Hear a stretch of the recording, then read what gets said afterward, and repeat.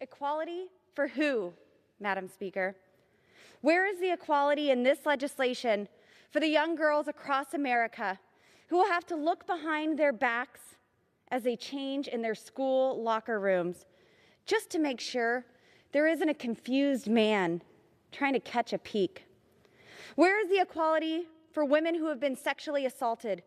Under this legislation, their crisis counselor may be Alexis, who is actually born Alex, and they'll have to talk to him about their assault. Where is the equality for parents who want and deserve the right to raise their children free from government overreach? Under this proposal, Congress seeks to replace mom and dad with bureaucrats. This isn't hyperbole.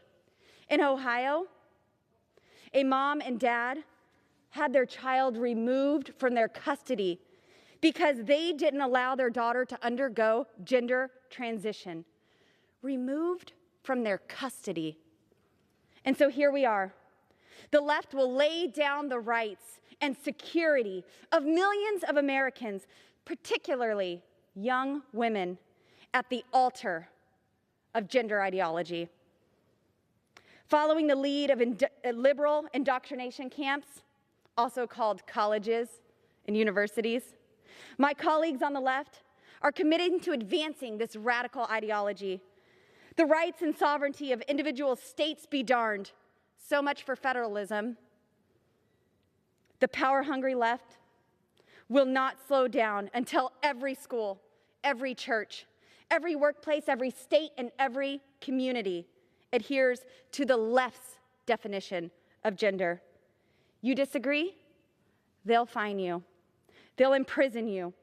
Or, as we've seen, they'll even take your children. And let's make sure the American people know this is only the beginning. The Equality Act requires doctors to perform abortions, and they're going to use your tax dollars to pay for them. Once the left codifies their ideology, they'll come for your speech.